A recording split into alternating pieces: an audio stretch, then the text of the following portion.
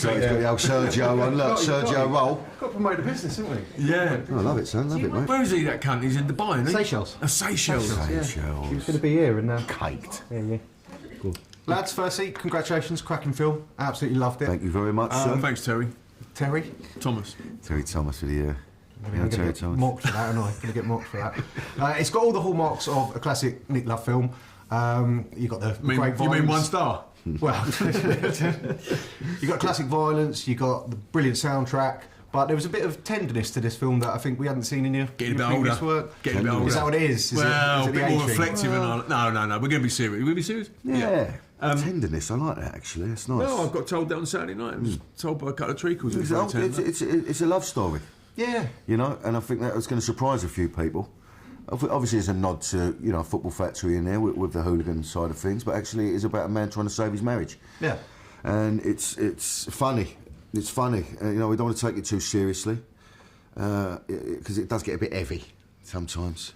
But in this film, it's light-hearted and it's. I mean, life gets a bit heavy. Yeah, in general, you know, and especially these sort of films. If you're trying to tackle addiction and, you know, violence, drugs, that sort of stuff, it can be a bit heavy. But with this, we're trying to put a different spin on it, I suppose. Yeah.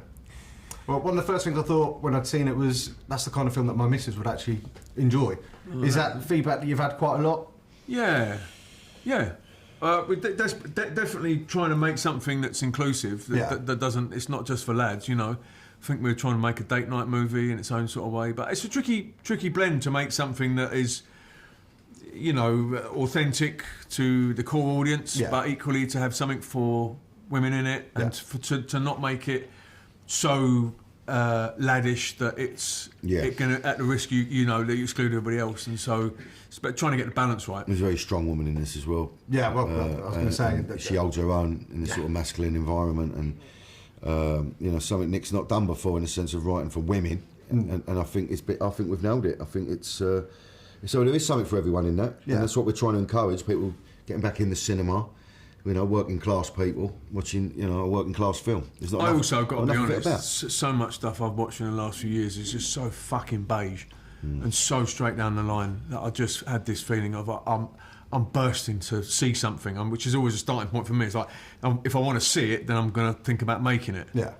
But I really want to see something that's got some fucking attitude, that is not fucking pandering to sort of social conventions and is not scared to sort of make a statement or two. Yeah. I think there's an appetite for it now. Definitely. You know? So, you know, I think we've delivered. Yeah, I would agree. Got to talk about a leading lady. What a fantastic performance. Yeah, how quickly in the sort of casting process did you realise that was going to work so well? Well, to be fair, do you know what? She actually auditioned for the Football Factory. She said that. She auditioned for the firm. Okay. Apparently. I vaguely remember, but she came in for this and she had I'll tell you what, because we interviewed other girls that were more sort of council estate girls. Yeah. But Steph had an elegance about her, even though she was authentic to London, etc. She had a slight bit of elegance, and I thought to myself, well, particularly with, you know, the Jeff Bell character, where he's obviously upwardly mobile and he's moved out and he's got a bit of reddies about him. I felt like it would be important that his daughter would have a bit of more of a rounded accent and be a bit more mannered. She's not sort of, why you fucking cunt? You know what I mean? She's not like that, because also I think that could become boring as well. I think seeing someone who's got a bit of depth to them, a bit of kind of a bit of grace about her, also to deal with him. Yeah.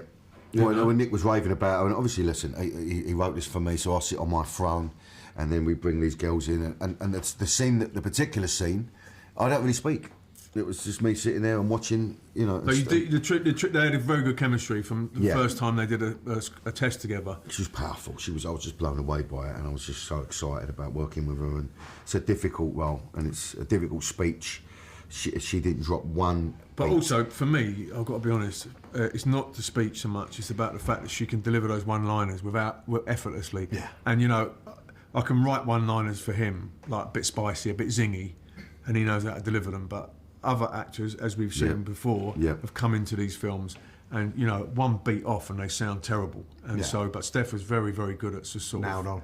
Yeah, just sort of really sort of gently saying things, and, you know... Arguably got the best lines in the film, by the way. I mean, it's just some more iconic stuff that comes out of her mouth, and the way she delivers it is just perfect. What's the time, babe? It's just coming up to you're an absolute cunt o'clock. Got to talk about wardrobe. The Gavici Mac that your character wears pretty much throughout the film. Was that your idea? Was it something Nick suggested? I sort of we had some lovely stuff, by the way, and I had a real array. Molly, who did the wardrobe, was amazing, but I don't know. It just felt nice on me, and I felt like it was the hero coat. I mean, I could have gone for a warmer one when it was freezing. It's quite thin, but it's a look. It's an iconic look. Yeah, and especially when you flip the old collars up. So that, and there's a CP goggle jacket. I noticed you're wearing a little bit in it. But yeah, I think that was. It suits you, that coat. Yeah, it just felt right, especially with a white, Reebok Classics. Yeah. It was the look for me. I think it's some lovely. Also, it's a slightly older look. Yeah.